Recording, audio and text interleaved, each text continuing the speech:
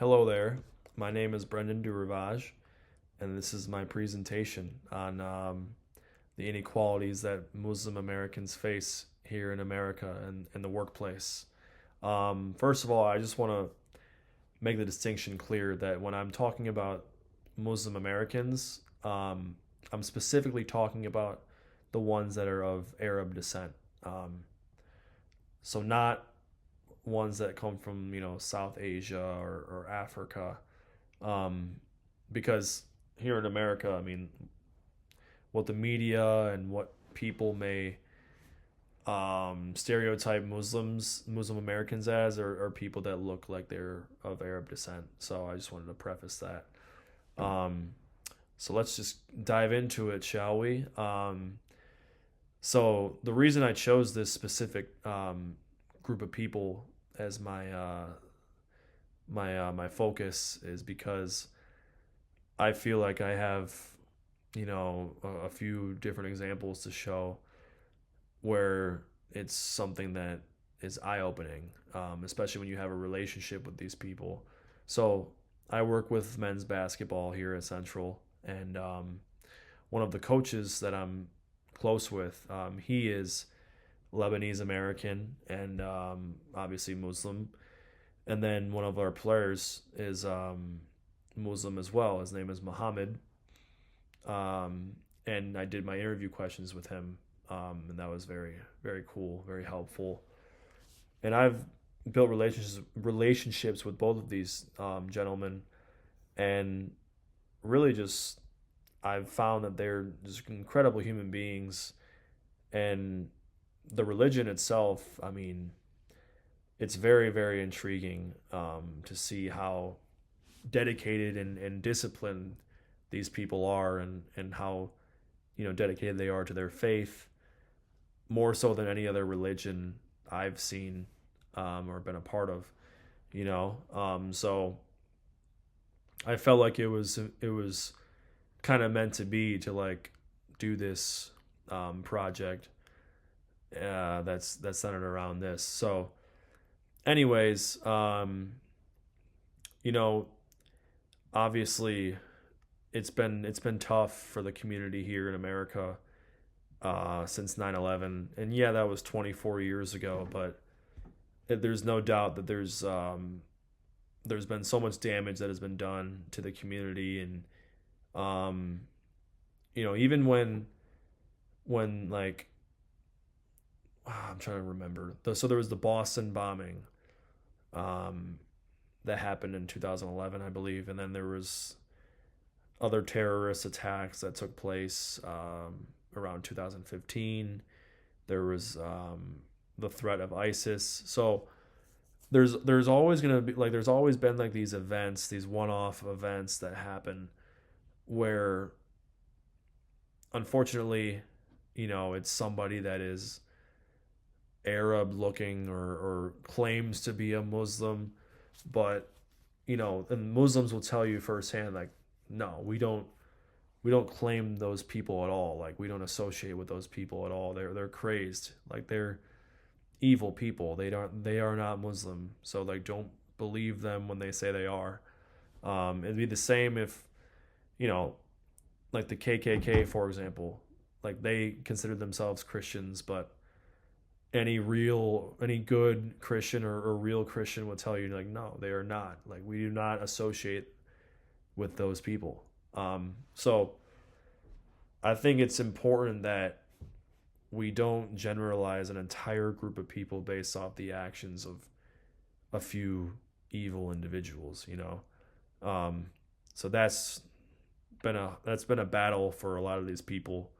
Um, you know, um, just dealing with everyday life. And I took a class at Michigan State my senior year, um, specifically about Islam in America. And the instructor was Muslim American. He was a first generation legal immigrant. And I mean, he's told stories, and the class was specifically about like different people talking about their experience as a Muslim American living in America. and the challenges that brings. So when I went through that class, it really just opened up my eyes to a different perspective that I never thought of before, of how these people deal with everyday life, and especially in the workplace, or trying to get into the workplace. You know what I'm saying? Like, it can be difficult for these people to get into a specific job that they want to get into, that is a good job, and they are qualified to be in that job, but aren't hired, or they are hired and they face discrimination, um, so I think that class alone, that just really opened up my eyes to a different perspective that I didn't have before. I mean, I didn't have a negative view of Muslim Americans, but I didn't really have, I didn't think about it. I didn't really have any kind of opinion, of how their lives might be different and difficult. Um, I always knew that there was, like, obviously racism against them, from a lot of it stemming from 9/11 and other terrorist events. But, you really have no idea what it's like until you read about it and listen to people talk about it. I mean, I've seen firsthand with one of my coaches and one of the players, when we were at the airport, both of them had to be patted down when we were going through TSA, like, for no reason at all, just because of what I think was because of their appearance and their name. Like, I mean, it could have been a random coincidence, but, like, nobody else on the team were searched, or not searched, but patted down. No one else, none of the coaches. It was just them two. The only Muslims on the part of the team were patted down once they went through the security thing. So I thought that was interesting. Um, but yeah, when we talk about, like, the workplace, being it can be a very awkward, um, place for Muslim Americans to be in, especially, like, when they need to pray. Um, you know, our boss is gonna be, like, accepting of that. My answer would be probably not for the majority of, like, jobs, just depending on what kind of job it is. But um, I think it would be great if, let's say, you work in an office job, for example.